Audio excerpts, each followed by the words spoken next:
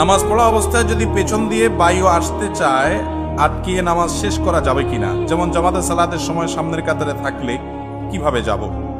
দেখুন, সালাতের মধ্যে যদি কারোর বায়ুর প্রেসার চলে আসে, অবশ্যই তিনি সেটা ধরে রেখে সালাত আদায় করবেন, এতে কোনো অসুবিধা নাই। কিন্তু সালাতের আগে, ধরেন সালাতের বাকি আছে আরো 10 মিনিট, আর সময়টা হলো কনকনে শীতের সময়, আপনার বায়ুর প্রেসার আসছে, তখন যদি আপনি চাপাচাপি করে ধরে রাখেন যে 10 মিনিট আমি যদি পার করতে পারি, সাথে আর 5-7 মিনিট যোগ করলে এই 15-20 মিনিট একটু সহ্য করতে পারলে আমার আর ঠান্ডা পানিতে উজুটা করা লাগে না, এই চিন্তা থেকে যদি আপনি চাপাচাপি করে আটকায় রাখেন, তাহলে সেটা কিন্তু গর্হিত কাজ, সেটা কিন্তু ভুল, অন্যায় কাজ। কারণ আপনার এই চাপাচাপি করে আটকায় রেখে যদি নামাজ পড়েন, নামাজে মনোযোগ থাকবে? কারোর অসুস্থতা আছে, হ্যাঁ, বয়স্ক মানুষ, পানি খুব ধারে কাছে নাই, এই মুহূর্তে নামাজ না পড়লে অসুবিধা হয়ে যাবে, এরকম এক্সক্লুসিভ ভিন্ন কিছু থাকলে, এক্সট্রা কিছু থাকলে ভিন্ন কথা। সচরাচর এই শীতের সময় আমরা অনেকে চাপাচাপি করে উজু ধরে রাখি, অনেকে আবার এটা নিয়ে বাহাদুরি দেখায়, আজ জোহরের সময় উজু করছি আমি, ওইটা দিয়ে কি পার করে দিছি? এশা পার করে দিছি। হ্যাঁ, যদি আপনার পেশাবের বেগ না আসে, বায়ুর বেগ না আসে, আপনি পার করেন, অসুবিধা নেই। কিন্তু বেগ আছে, তাও আপনি ধরে রেখে বীরত্ব জাহির করতেছেন, আপনি বীর না, আপনি বীরু। বীরু বুঝছেন?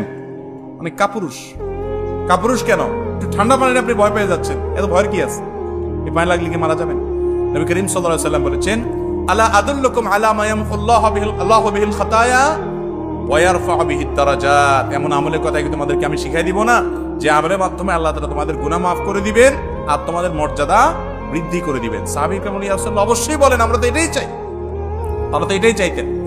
তো নবী করিম সাল্লাল্লাহু আলাইহি ওয়াসাল্লাম 3টি আমলের কথা বললেন, তার ভিতরে একটি হলো ইসবাগুল ওযুই আলাল মাকারে।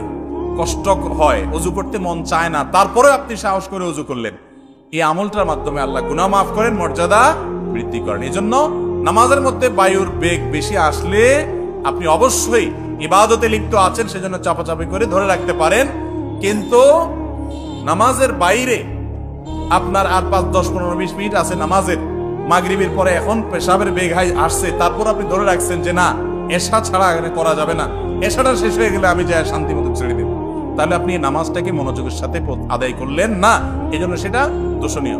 আর নামাজের মধ্যে যদি কারোর বায়ুর বেগটা এত বেশি আসে, যেটা আটকে রাখতে রাখতে বেচার অবস্থা বেশি খারাপ, অনেক অবস্থা কাহিল হয়ে যাবে, এবং এরকম ভয়াবহ পরিস্থিতি যে হয়তো কাপড় চোপড় নষ্ট হওয়ার সম্ভব হবে।